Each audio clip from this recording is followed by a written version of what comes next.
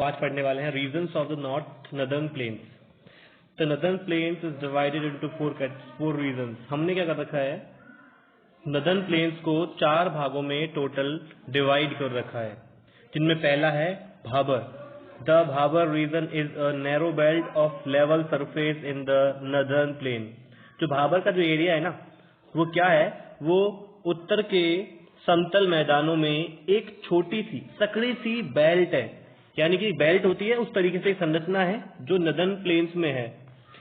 Lying parallel to the slope of Shivalik. और ये किस जगह पर है, ये शिवालिक जो रेंज है उसके पैरेलल चलती है, यानी कि उसके समानांतर चलती है। All the reverse disappear in the Bhabar belt. और सारी की सारी रिवर्स जो होती हैं वो भाबर बेल्ट में क्या होती हैं, गायब हो जाती हैं, डिसअपीयर हो जाती हैं, क्योंकि यहाँ पे काफी मोटे मोटे पत्थर होते हैं और उन पत्थरों के नीचे से होकर के नदी बह रही होती है, इसलिए वो दिखती नहीं है। तो पहला हो गया अपना भाबर। सेकंड है Terai. All rivers and streams that disappear in the Bhabar belt resurface in the Terai reason.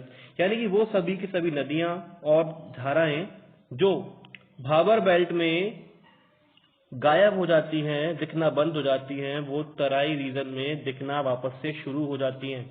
The Terai region consist of wet, swampy and the marshy land. और जो तराई रीजन है वो बना हुआ होता है किससे, नमी वाले दलदल वाले जो एरिया होता है, जमीन होती है, उससे मिलकर के बना होता है तराई वाला रीजन।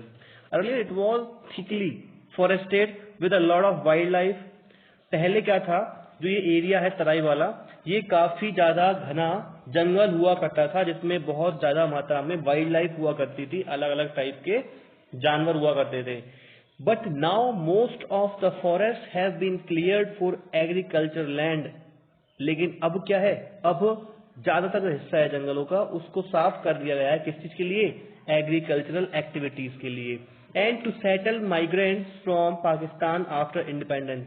और साथ ही साथ इस जगह पे जहां जंगल हुआ करते थे उसे साफ किया गया, किस वजह से, और जो माइग्रेंट्स आए थे पाकिस्तान से, कब, आजादी के बाद में, उनको रहने के लिए भी यहाँ पे इस तरीके से जंगलों को साफ किया गया।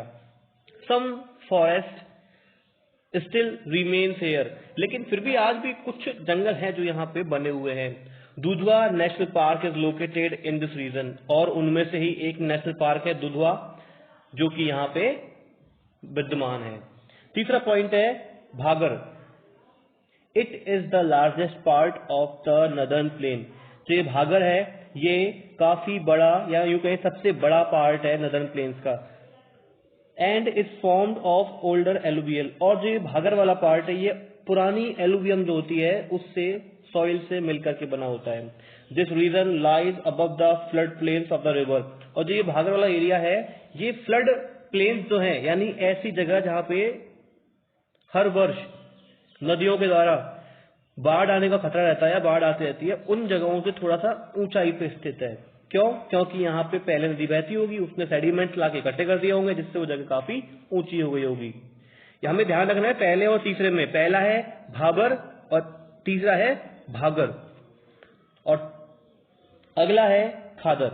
The lowest region is the flood plain known as Khadar. यानी कि फ्लड प्लेन्स का सबसे निचला हिस्सा ही खादर कहलाता है। The land is fertile and used extensively for agriculture. ये जगह जो होती है काफी उपजाऊ होती है और इसका अत्यधिक रूप में उपयोग होता है सिर्फ किसके लिए, कृषि कार्यों के लिए। तो हमने रीजन्स ऑफ नदर्न प्लेन पढ़ लिए, जिसको हमने 4 भागों में डिवाइड करा था, भाबर, तराई, भागर और खादर। अगला है the peninsular plateau. The peninsular plateau of India is a high flat table land made up of the old crystalline igneous and metamorphic rocks। यानी जो पेनिनसुलर प्लेट्यू है इंडिया का, ये थोड़ा ऊंचाई पे है, फ्लैट है टेबल की तरह, और ये 2 अलग अलग टाइप की रॉक से मिलकर बना हुआ है, जिनमें एक है ओल्ड क्रिस्टलाइन इग्नियस और दूसरी है मेटामॉर्फिक रॉक्स। इन दोनों से मिलकर बना हुआ है, ऊंचा है और ये टेबल की तरह से एकदम समतल भी है। It is a part of the oldest land mass.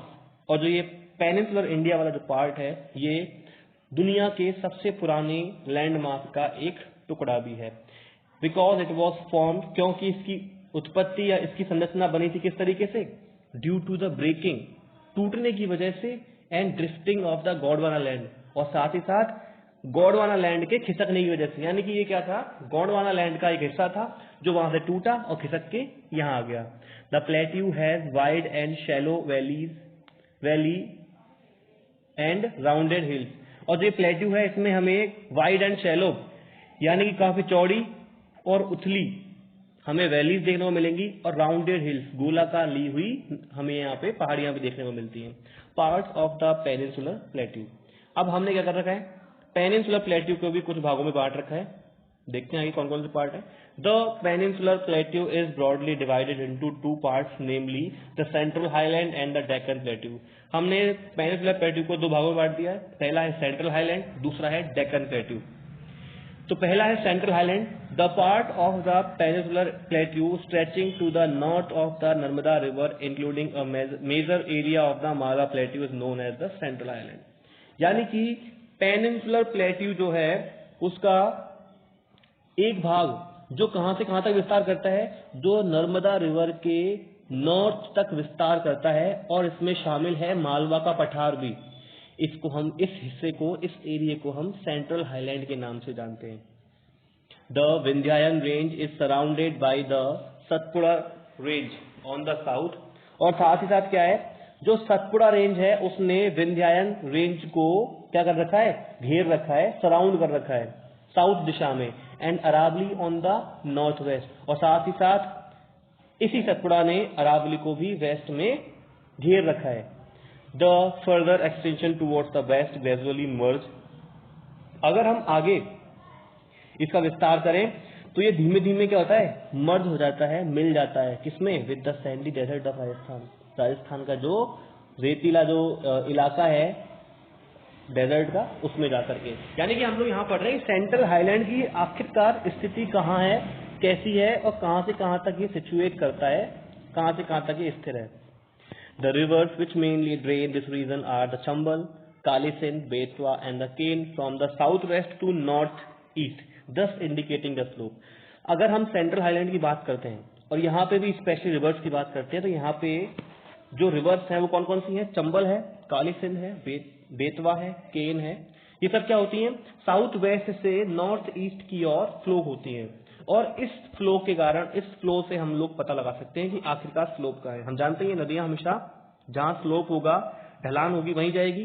तो इसी तरीके से नॉर्थ ईस्ट से नॉर्थ वेस्ट की ओर, सॉरी ये कहां से, साउथ वेस्ट से नॉर्थ ईस्ट की ओर जाती है। दस इंडिकेटिंग द स्लोप हो गया। The central highlands are broader in the west. जो सेंट्रल हाईलैंड है वो पश्चिमी दिशा की ओर काफी चौड़े हैं। These are narrow in the east, और साथ ही साथ ईस्ट डायरेक्शन की ओर ये क्या है, सकड़े हैं। The eastward extension of the central highland is locally known as the Bundelkhand. और जो ईस्टवर्ड एक्सटेंशन है यानी कि पूर्व दिशा की ओर जो सेंट्रल हाईलैंड का विस्तार हो रखा है, उस हिस्से को हम बुंदेलखंड, बघेलखंड या बुंदेलखंड के नाम से जानते हैं। एंड छोटा Nagpur plateau which is drain by the river Damodar. और एक एरिया और है जहां पे दामोदर रिवर बहती है, उस जगह को हम छोटा नागपुर प्लेट्यू के नाम से जानते हैं। तो ये सारी डिटेल्स हमें सेंट्रल हाईलैंड्स के बारे में याद रखनी होंगी। अगला पार्ट है डेक्कन प्लेट्यू। इस डेक्कन प्लेट्यू वाले पार्ट को हम लोग नेक्स्ट क्लास में आगे यहीं से कंटिन्यू करेंगे। एक बार आप इसे थोरोली रीड कर लेना। तो आज के लिए इतना ही, थैंक यू।